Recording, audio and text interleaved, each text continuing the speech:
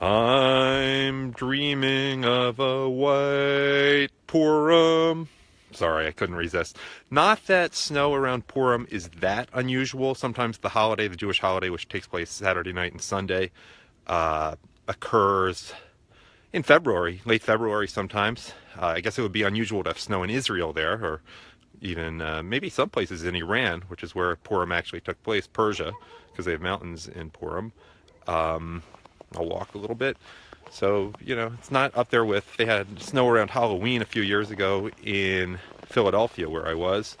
And I remember that football game between, of all teams, the Miami Dolphins. It's always funny when you have a snow game involving the Dolphins at the Dallas Cowboys, like maybe 20, 25 years ago, in which Leon Lett screwed it up by making a mistake at the end. It was snowing on Thanksgiving in Dallas. That was weird. And I also remember, I guess 4 years ago, when I was living in Baltimore during my brief time being married, there was snow the morning before the Passover Seder, which was, I guess, probably in early April, maybe late March that year. But interesting. Not so unseasonable here in Helena, Montana, though apparently there's some unusual weather. They're getting snow in the Northeast and bitter cold in the Midwest. And I think in the Northwest as well, further northwest than Montana.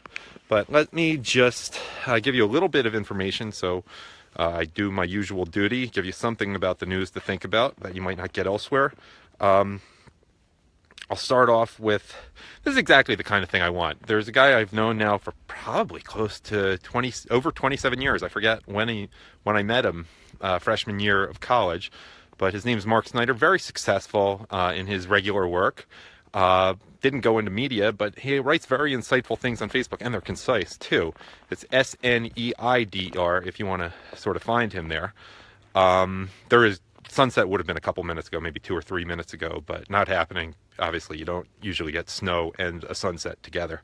But Mark Snyder made a good point about the wall, just very well written, very thought out, and then he engages, he's an Ivy League Harvard guy like I am, and he engages people who comment, often whom are very intelligent liberals, if there are such things. There are. And I just liked what he wrote, so I'm going to just read it to you right now with his permission and encouragement. And he wrote this on Facebook yesterday, and there were a lot of responses. Honest question. Is the border wall truly immoral, or quote, immorals in quotes, or quote, un-American, as some critics claim? I can understand objections based on technical feasibility or cost-benefit trade-offs, but we already have substantial fencing and other highly fallible means of protecting the border. How is the creation of a wall, whether physical or virtual, somehow contrary to our values? Are opponents really just advocating open borders? Or are they distracted by the fact that the wall is a major element on which Trump campaigned for and won the presidency? The latter is not a compelling argument for the wall's moral standing, as it is a version of the ad hominem fallacy.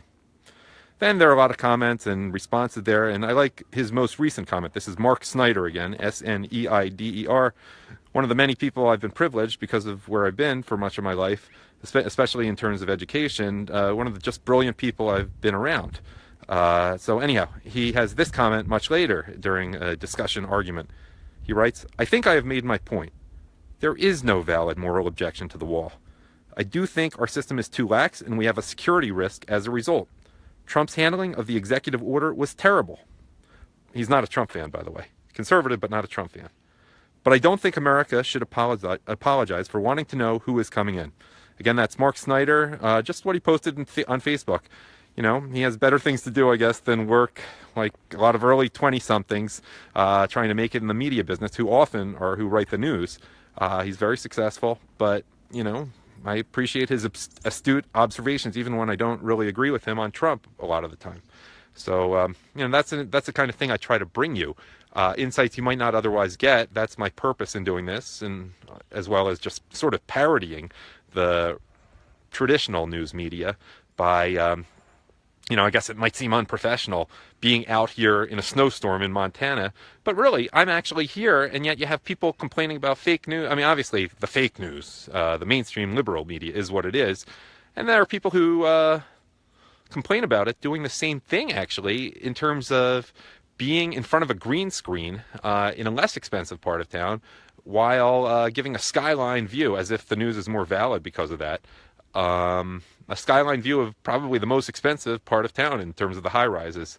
So anyhow, that's that from Mark Snyder. I'm going to just keep this short. I'll do a little walk in the neighborhood in which I won't even talk that much, just so you can see it.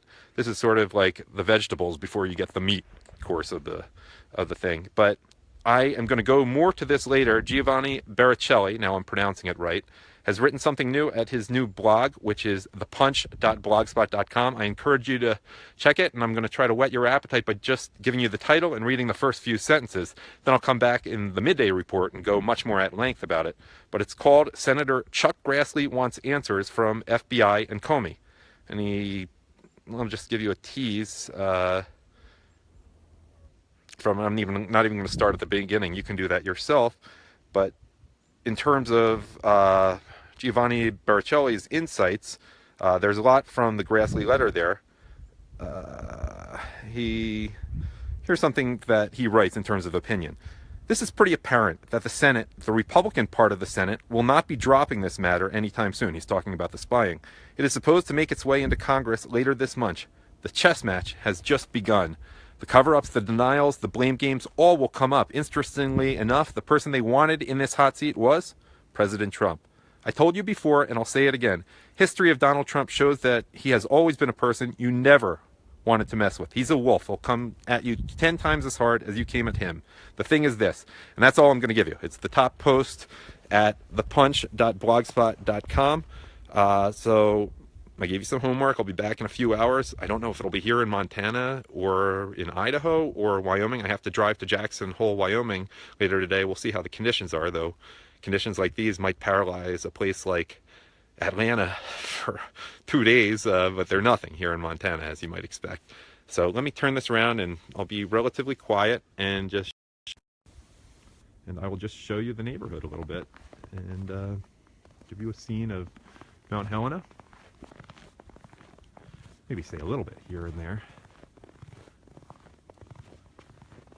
Mount Helena, not to be confused with Mount St. Helens, which in 1980 was much, much hotter than it is right now here in Helena, Montana. Lovely residential neighborhood, only about a half mile from the downtown area. You may have seen when I was in Last Chance Gulch, which is where a lot of the shopping is here in Helena. Some nice restaurants yesterday. The original place where miners first came here in Helena. Isn't that pretty? I know some of you felt a little shortchanged by winter. Not that many storms this year in the Northeast and much milder temperatures than usual. Things are already in bloom in Columbus, Ohio. Thanks, Paul Palnick, for your post on that earlier today. In Columbus, Ohio, just a few days after they had a snowstorm. So here, a winter scene. They were not shortchanged with snow in Helena, Montana. You know, I'm not sure it was as cold as usual this year. No, Al Gore, I'm not agreeing with you. But let me give you a last shot. Isn't that pretty? Look at that. So we got some work to do cleaning off the car before I leave town, which will be relatively soon. But thank you for watching. Thank you, Mark Snyder and Giovanni Baricelli for your contributions. Giovanni, I'll get to yours much more at length later. The truth of the matter is also, I haven't mastered the art of being able to use my iPhones. I use 2 of them to do this while wearing gloves. So, yeah, that'll have to wait till my midday report, which will probably be around 12:30 or so Mountain Time, give or take a few minutes or hours. And appreciate your commentary, feedback to me, how I could be better. If you have things you want to say, you can comment here about the things I talked about, or you can message me if you have things you think should get to the public, but you have another job, and this is not what you do, but you have good insights anyway. Mark Snyder just now was a good example of that with his commentary about the wall. So anyhow, this might be my last thing from Helena, Montana for a while. Thank you for watching.